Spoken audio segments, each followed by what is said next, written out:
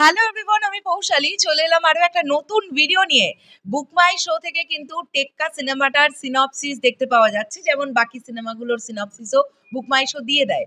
কি ধরনের গল্প হতে চলেছে, একটা ছোট্ট আদল বা একটা আঁচ আমরা কিন্তু এই বুক মাই শো থেকে পাচ্ছি, সেই বিষয়টা নিয়ে আলোচনা করব। এবং এই ব্যাপারটা জানতে পারলে সিনেমার গল্পে কোনো রকমেরই কোনো ক্ষতি হবে না, যে কারণের জন্য এই বিষয়টা নিয়ে ভিডিও তৈরি করছি।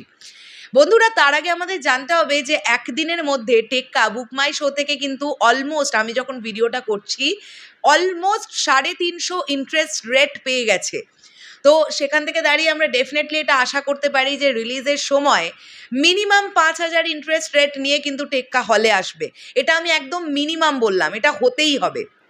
এবারে যদি আমরা আসি গল্পের সিনপসিসটা নিয়ে, আমি এখানে একদম চট করে বাংলা করে নিয়েছি, অ্যান্ড বাংলা করে নিয়ে আমি বিষয়টা তোমাদের সামনে তুলে ধরবার চেষ্টা করছি। আমি পড়ে যেটা বুঝলাম, টেক্কা সিনেমার গল্পটা 48 ঘন্টাকে কেন্দ্র করে, মানে টোটাল 2 দিনের গল্প এটা। আমরা এতদিন বেশ কিছু ভিডিওজে, টেক্কা রিলেটেড ভিডিওজে এটা বলেছি যে আমরা আঁচ করতে পারছি এটা একদিনের গল্প, বাট না, এটা আমরা দেখতে পাচ্ছি এটা 2 দিনের গল্প।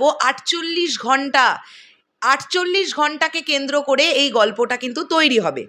এখানে আমরা দেখতে পাচ্ছি যে মোস্ট প্রবাবলি দেবদার ক্যারেক্টারটা, যে একজন হতাশ পরিচ্ছন্নতা কর্মী, যে তার কাজ ফিরে পাওয়ার জন্যে একটি মেয়েকে জিম্মি করে রাখে, মানে কিডন্যাপ করে একটা বাচ্চা মেয়েকে তার কাজকে ফিরে পাওয়ার জন্য।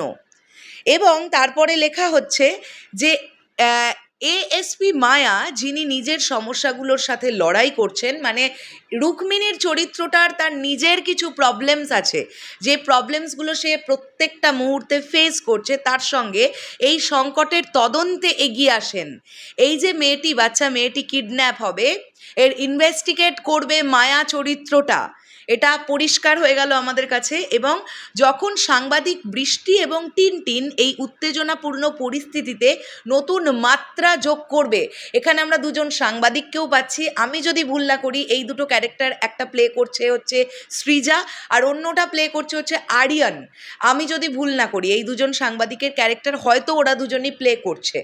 সো বৃষ্টি এবং টিনটিন এই কেসটার মধ্যে ঢুকে পড়ে এবং কেসটা আরও কি বলবো, উত্তেজনাপূর্ণ হয়ে ওঠে আর কি, একটা সুন্দর একটা হাই ভোল্টেজের দিকে এগোয়। এই হাই স্টেক্স 48 ঘন্টার বিশৃঙ্খল রাতে প্রচুর মোড় এবং অপ্রত্যাশিত ঘটনা ঘটে। এই যে দুটো দিন, 48টা ঘন্টা, এই 48টা ঘন্টার মধ্যে অনেক অপ্রত্যাশিত ঘটনা, মানে আনএক্সপেক্টেড কিছু ঘটনা ঘটতে থাকে, যেগুলো এক্সপেক্ট করা যায় না, মানে যেগুলো আমরা সিনে যখন দেখবো তখন আমরা চমকাবো। অ্যান্ড গল্পটা মোড় ঘোরে এদিক ওদিক এদিক ওদিক, এই কারণের জন্যই এটা থ্রিলার। সো যেটা একদম সিনপসিসটা দেখতে পাচ্ছি, সেটা খুবই ইন্টারেস্টিং লাগছে। এবারে তো সৃজিত মুখার্জি কীভাবে প্রেজেন্ট করছেন, বা যারা অভিনয় করছেন তারা কিভাবে নিজেদেরকে পোর্ট্রে করছেন, ব্যাকগ্রাউন্ড স্কোর কীরকম হয়, সিনেমাটোগ্রাফি কীরকম হয়, লুক অ্যান্ড ফিল কীরকম হয়, সব কিছুর ওপর ডিপেন্ড করছে সিনেমাটা আলটিমেটলি দর্শকের কতটা ভালো লাগবে। তো আমরা টেক্কা নিয়ে যথেষ্ট আশাবাদী, অ্যান্ড গল্পের এই প্লট পয়েন্টটা যেটা দেখতে পেলাম, সেখান থেকে দাঁড়িয়ে একটা আলাদা রকমের এক্সাইটমেন্ট কিন্তু তৈরি হচ্ছে। এই যে দেবদা বাচ্চা মেয়েটাকে কিডন্যাপ করবে, তারপরে মায়ার চরিত্রটা কিভাবে ঢুকছে, সে কিভাবে এই বাচ্চা মেয়েটাকে উদ্ধার করবে, তার সঙ্গে সঙ্গে এই দুজন সাংবাদিক কিভাবে এই কেসটার মধ্যে ঢুকে পড়বে, তার মানে এটা কিন্তু দেব ভার্সেস রুক্মিণী হতে চলেছে।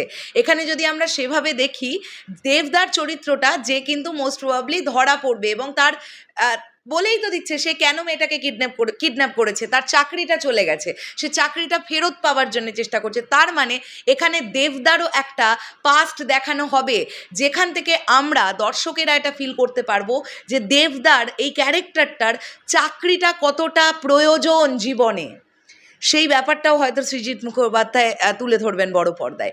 সো শেষ করলাম ভিডিওটা। তোমাদের কি বক্তব্য এই পুরো বিষয়টাকে নিয়ে কমেন্ট করে জানাতে পারো। আসছি আবার খুব শীঘ্রই, তাহলে এখনের জন্যে টাটা।